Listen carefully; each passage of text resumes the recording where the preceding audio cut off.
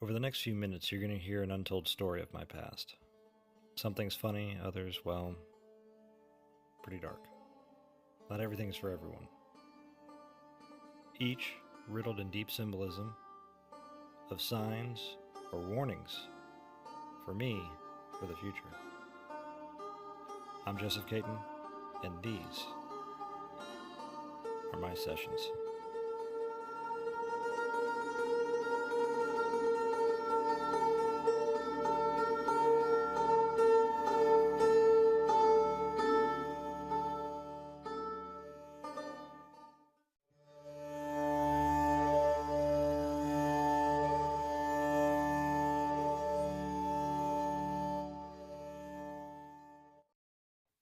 My story begins sometime in 1997 or 98.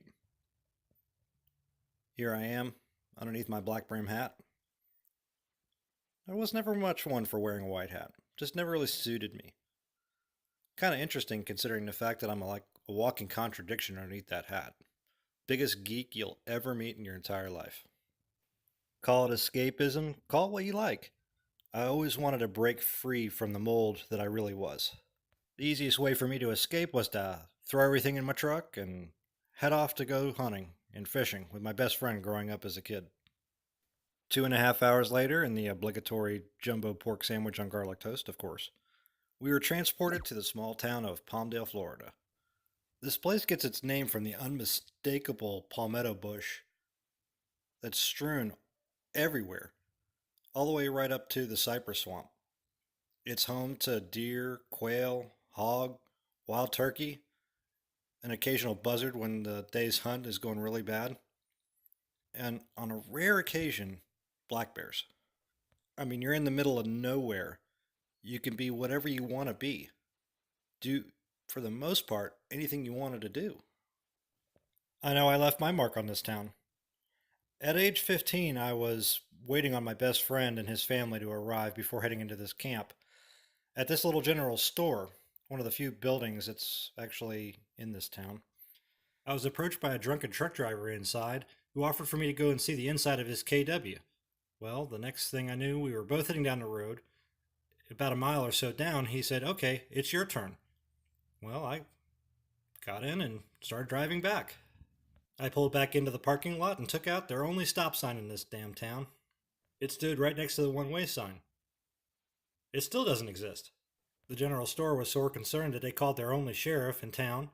He comes up and says, "What's this I hear of a 16-year-old driving a semi in my town and knocking over my stop sign?"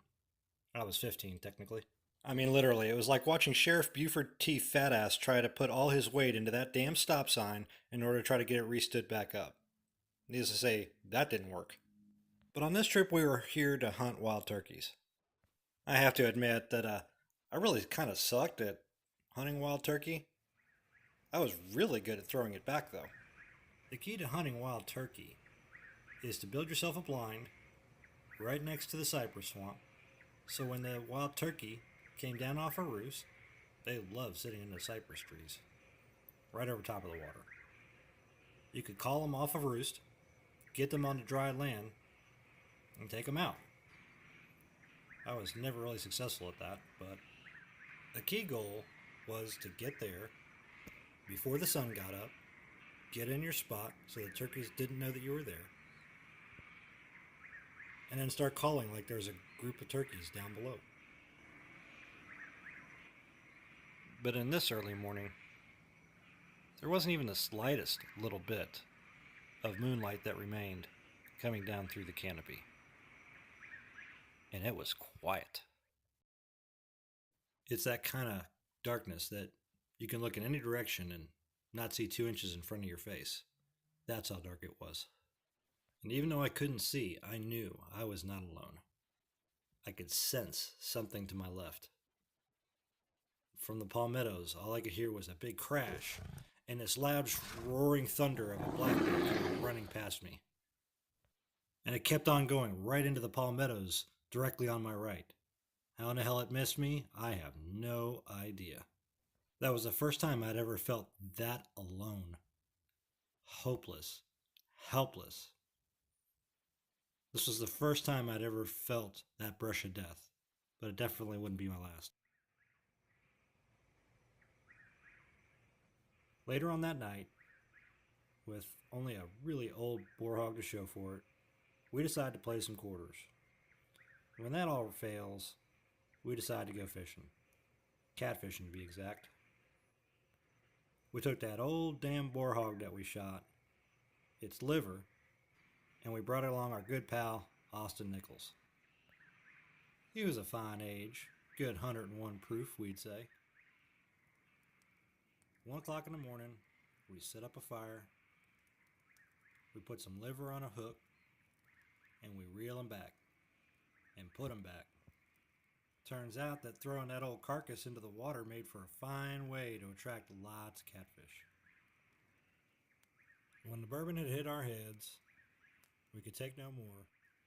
We sat back next to that fire, keeping warm, lamenting about our lives, where we wanted to go, and where we had been. It was a beautiful thing. We were fearful of the future, but not too fearful to stare at death in the face and live life to tell this tale.